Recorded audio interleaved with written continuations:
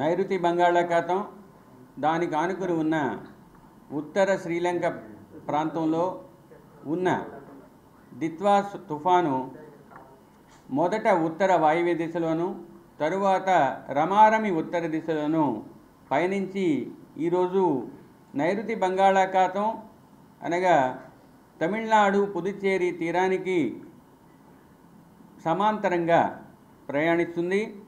ఇది ప్రస్తుతానికి తమిళనాడులోని కడలూరుకు 100 కిలోమీటర్ల దూరంలోను, కరైకల్కు 100 కిలోమీటర్ల దూరంలోను, పుదుచ్చేరికి 110 కిలోమీటర్ల దూరంలోను, చెన్నైకు 180 కిలోమీటర్ల దూరంలోను, వేదారణ్యానికి 140 కిలోమీటర్ల దూరంలోను కొనసాగుతుంది.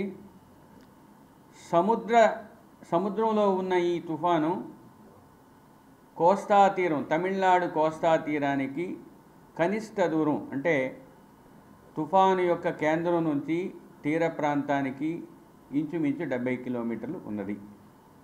రాబోయే 24 గంటల్లో ఇంచుమించు ఉత్తర దిశలో పయనించి ఉత్తర తమిళనాడు పుదుచ్చేరి తీరాలకు దగ్గరలో చేరే అవకాశం ఉంది. ఈ ఉత్తర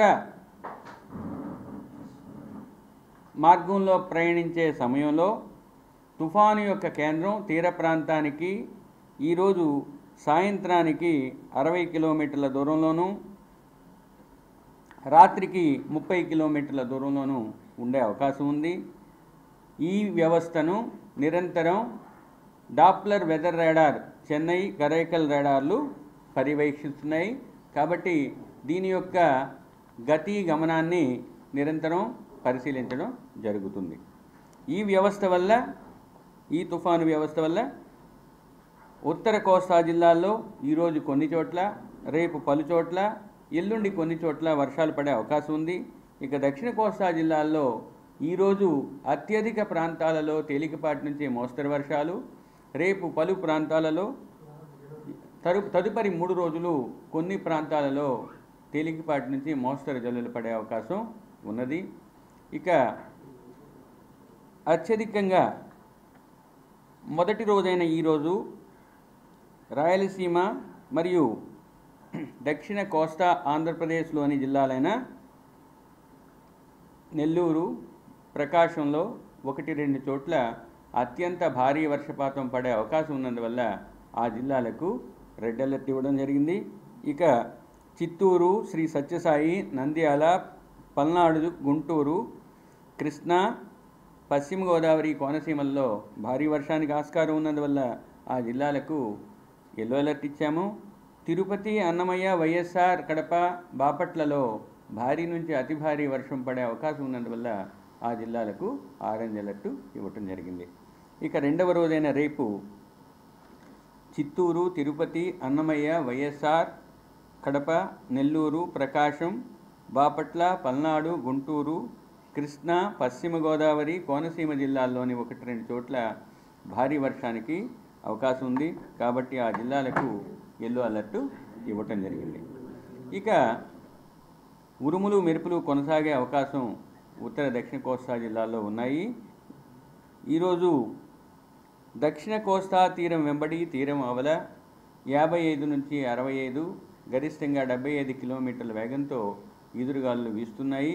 ఇవి క్రమేపీ తగ్గి రేపు ఉదయానికి 45 నుంచి 55, గరిష్టంగా 65 కిలోమీటర్ల వేగానికి చేరుకునే అవకాశం ఉంది. కాబట్టి మత్స్యకారులు ఈరోజు రేపు ముఖ్యంగా దక్షిణ కోస్తా తీర ప్రాంతం వెంబడి ఉన్న సముద్రంలోనూ మరియు దానికి ఆనుకుని ఉన్న ఉత్తర కోస్తా తీరానికి దగ్గరలోనూ వేటకు వెళ్ళవద్దని హెచ్చరికలు జారీ చేయటం జరిగింది. ఎందుకంటే ఉత్తర కోస్తాలో కూడా 35 నుంచి 45, గరిష్టంగా 55 కిలోమీటర్ల వేగంతో ఎదురుగాలు వీచే అవకాశం ఉంది. ఇక ఆంధ్ర రాష్ట్ర కోస్తా తీరంలో ఉన్న ఓడరేవుల్లో ముఖ్యంగా దక్షిణ కోస్తా తీర వెంబడి ఉన్న ఓడరేవులైన మచిలీపట్నం, నిజాంపట్నం ఓడరేవు, కృష్ణపట్నం ఓడరేవుల్లో 3వ నంబర్ ప్రమాద హెచ్చరిక ఎగురవేయడం జరిగింది. ఇక మిగిలిన ఓడరేవుల్లో అంటే విశాఖపట్నం, కాకినాడ, గంగవరం, భీమినిపట్నం, కళింగపట్నం ఓడరేవులకు దూరపు ప్రమాద హెచ్చరిక అయిన డిస్టెంట్ వార్నింగ్ సిగ్నల్ నెంబర్ 2 అంటే రెండవ ప్రమాద హెచ్చరికను ఎగురవేయటం జరిగింది. ఇక రాష్ట్రంలో దక్షిణ కోస్తా జిల్లాలు, రాయలసీమల్లో కొన్ని చోట్ల ఆకస్మిక వరదలు సంభవించే అవకాశం ఉంది. ముఖ్యంగా ప్రకాశం, నెల్లూరు, తిరుపతి, చిత్తూరు, అన్నమయ్య మరియు వైఎస్ఆర్ కడపలో ఈ సంభావ్యత ఎక్కువగా ఉంది. తక్కువ సంభావ్యతలో బాపట్ల ఉంది మరియు నంద్యాల ఈ జిల్లాల్లో వర్షపాతం ఎక్కువగా ఉండటంతో పాటు ఫ్లాష్ ఫ్లడ్ లేదా ఆకస్మిక వరద సంభవించే అవకాశం ఉన్నది.